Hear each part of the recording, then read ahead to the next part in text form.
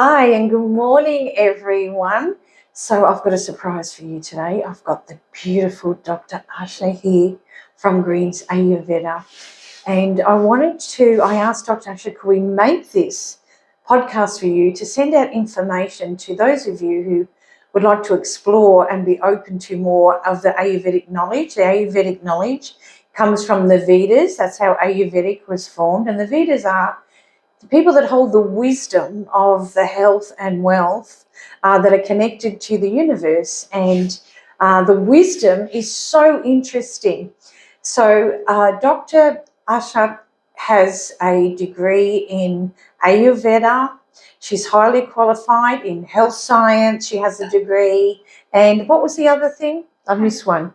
It's a master's in public health and community well-being. Yes. I did my post-graduation. So she's done a lot of things and is, I must say, a wealth of information. And not only about our health and well-being, about mental health, the yogic philosophies, the yogic principles, the laws of the universe. And I've been studying Kundalini with her, and it's blown my mind, the information that I didn't know. And I thought I was well informed with all my trainings, not only in yoga, but Ayurveda, and there's just so much information. So hopefully this is for you, for those who are interested. But I'm going to start with, I might let Dr. Asha just talk a little bit about what she does, and then we'll go into the questions. And feel free at the end of this podcast, if you're watching it, I'll put Dr. Asha's information, and feel free to reach out to her, put something in comments, or to myself as well. We'll put the information there for you. That would be amazing. Okay, Dr. Arsha, can you please introduce yourself and talk a little bit about what you actually do here at Greens Ayurveda? Yes, definitely. My name is Dr. Arsha, and I've completed my bachelor's in Ayurvedic medicine and surgery in 2017. Then I did my post-graduation in yogic science, and I also completed my master's in public health and community well-being from Anglia Ruskin University, UK. Now I came back to my mother country, and I'm working here as a resident medical officer and also as a yogic teacher in Greens Ayurveda. Wow, amazing. And I must say, she has been part of my treatment plan here, my support person, along with Dr. Mega, who's another beautiful Ayurvedic physician here at Greens Ayurveda. And I think what highlights for me with Greens is the warmth and the comfort and the feeling safe while you're going through your panchakarma here, and knowing that it's very authentic, even down to the oils, the medicines that we take. Most are made here at Greens Ayurveda, are using the ancient recipes for good health, the Ayurvedic medicines for the body. So it's very traditional, and there's not a lot of that around in the world today, let alone India. So this is one of the unique, authentic Ayurvedic clinics that you can come to for treatments. I highly recommend it, by the way. I've been coming here for 8 years. And like they say, you only go back if you like what you receive. And I love the family feel here and the wellness that you receive. So I'd like to start with a question for Dr. Asha, if that's okay. So as I mentioned earlier, I was saying how we've been studying.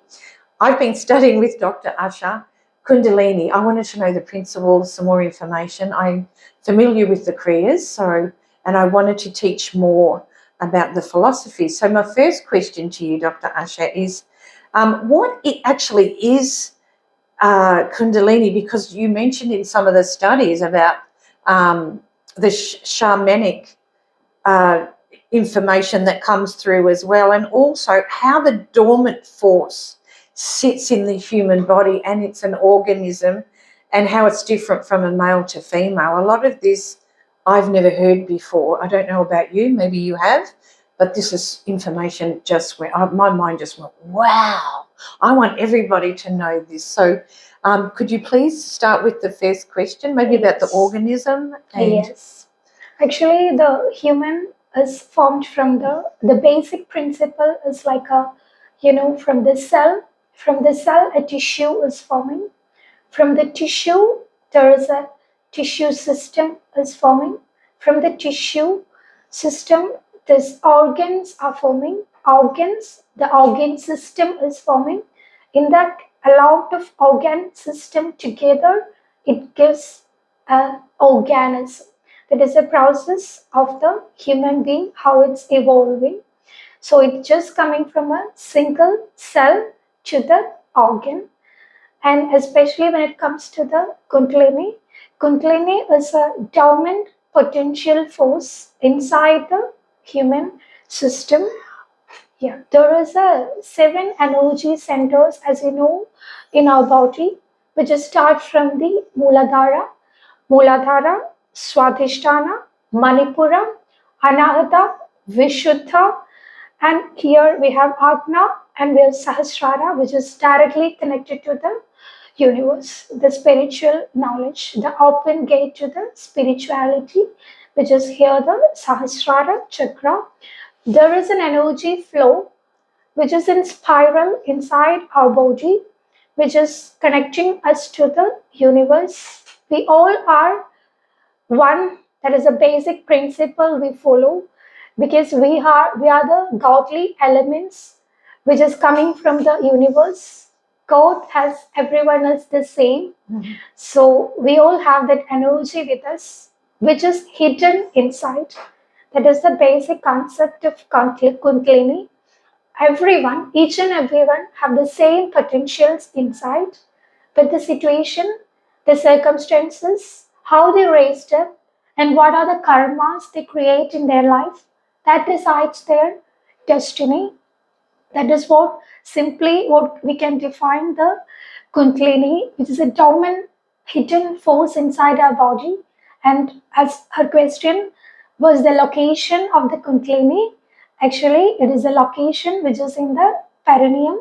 It is especially in the female body. It is in between the cervix and the anus. Wow. Yeah. Wow. And in the male body, it is in between the penis and the anum. That is the location of the Kundalini energy. It is awakening is not an easy process. It needs a lot of practices.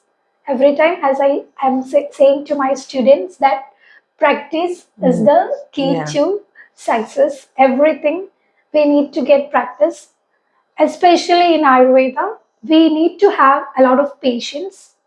That is very much important thing, especially those who are doing practices, yogic practices. They need to have a lot of patience in their life. They need to cultivate that before taking an action. They need to think. Take a pause is very much important.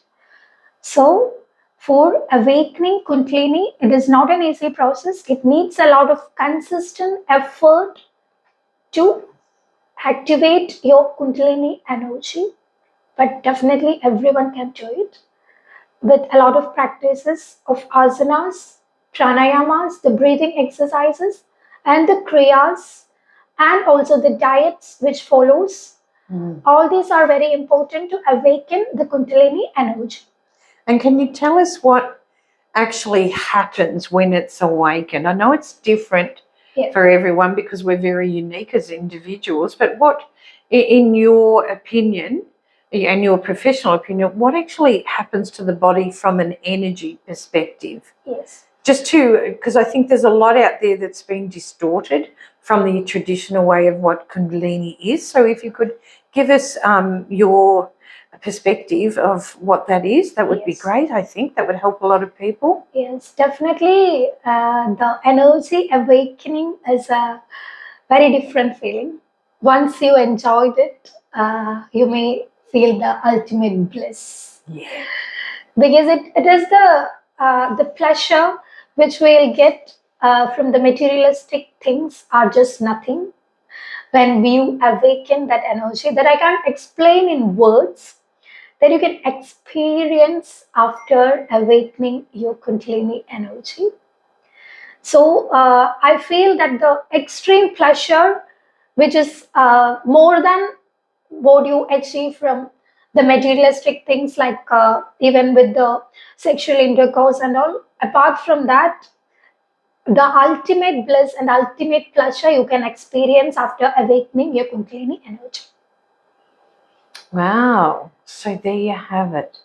So like for me, even when we doing the training and learning all this knowledge, I went, wow, I think a lot of people are under the perception that it's this one thing and their bodies start shaking and things like that. And my question in the training to Doctor was, what about when people start shaking and things like that? And her answer was, and I'll let her explain a bit more about that to you, was when someone starts shaking and vibrating, they're actually releasing childhood trauma. How's that?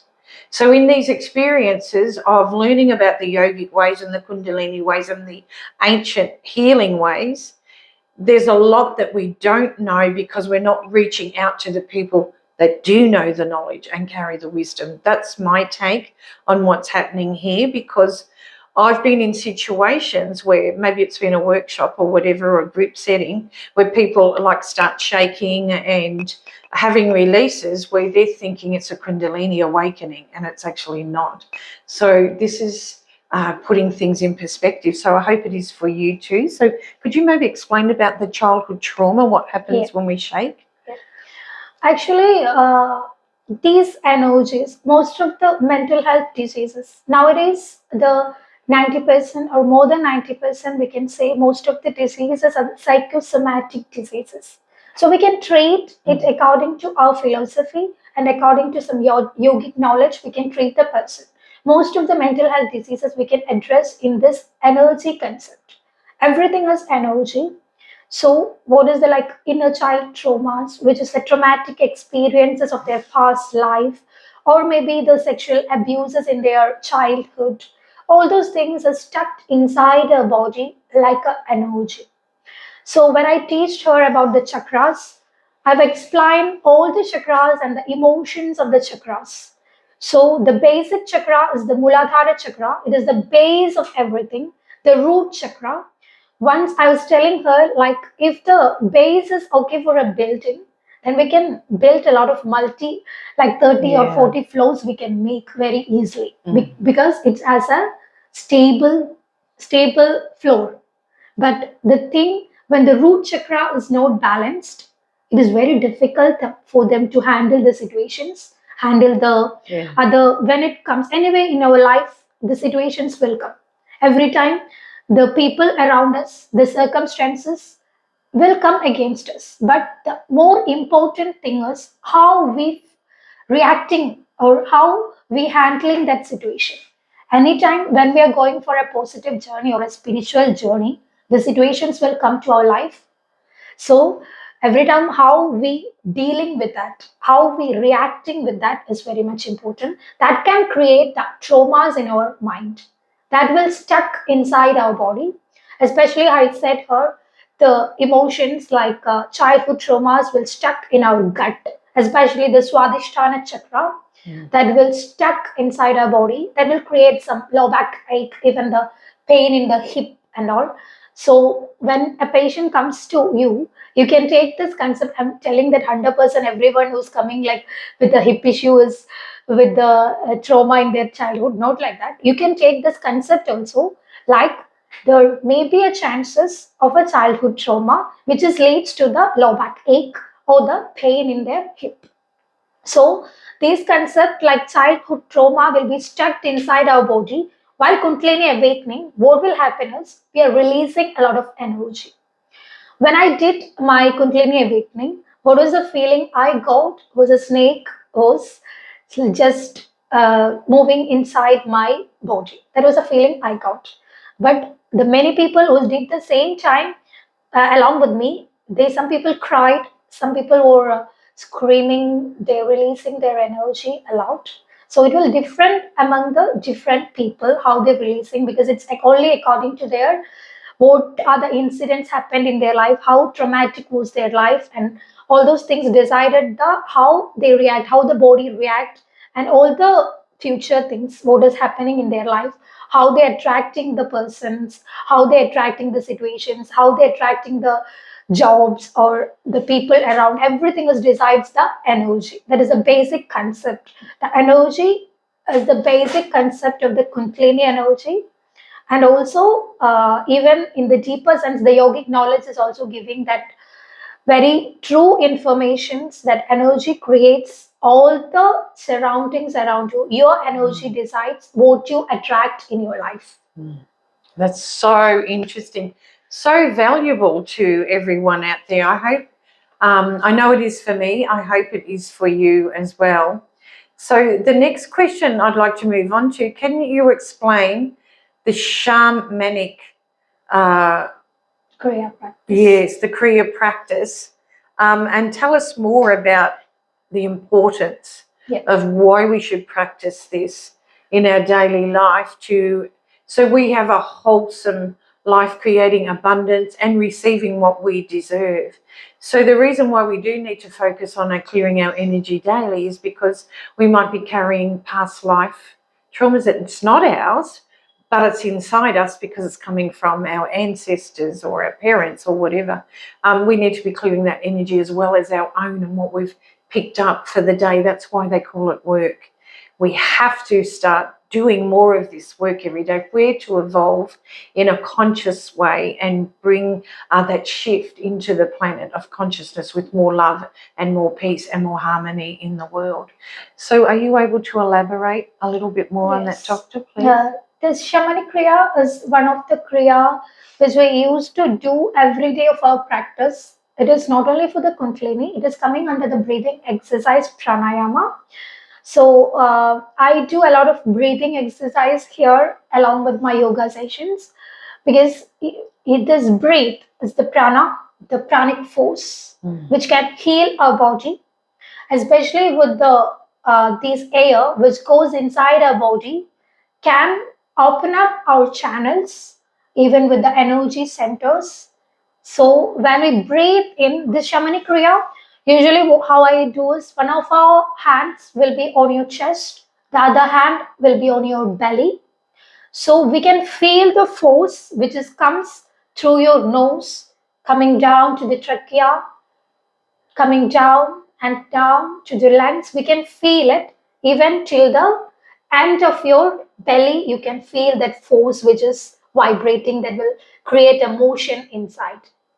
So the regular practices of shamanic kriya can take off the blockages of these energy centers. So it is too much important to practice breathing exercise not only for the kundalini but also for all the blood circulations in our body, inside our body will increase. That's interesting. Yes, and even for making our body and mind more healthy, and the balance between the mind and body, the stable connection between the mind and body. This breathing exercise, this pranayama has a very good impact on our body. Definitely, it can see the impacts in your skin as well. Your skin will glow because of this blood circulation will be increasing. I used to say my students that no need to go to the beauty parlors after doing all these pranic exercises together. That's it. That's great. Yeah.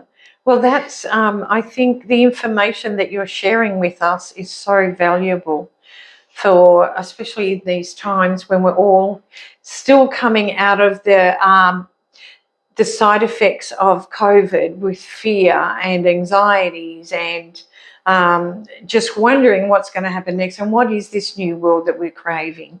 But I think the more of us that learn these traditional practices and traditional ways, the more of us that are going to come into alignment and know what it is to feel that inner peace, that inner love for the self and that connection with the universe. So I'd like to thank you very much for your time today and thank you for sharing your wisdom and knowledge to the world. Hopefully this gets put out there and people start sharing, because what we do know as human beings, we thrive on connection. And this is one way we can connect with you out there to spread this wisdom. So if this has been helpful for you, I'd like you to put something in the comments and maybe write to Dr. Arsha here at Greens Ayurveda, and she's happy to answer any questions. Maybe you'd like to come to Greens and have an experience with Dr. Arsha and all the other beautiful doctors and staff here. Please reach out to either me, myself, or Dr. Arsha here at Greens Ayurveda. We'll put the information, the contact information below once we put this out there. And have a beautiful, beautiful day. Don't forget to practice your breath work. Come inside you. The answers don't lie outside in an external force. They lie within you, in your beautiful heart. Have a beautiful, beautiful day, everyone. Namaste. Thank you.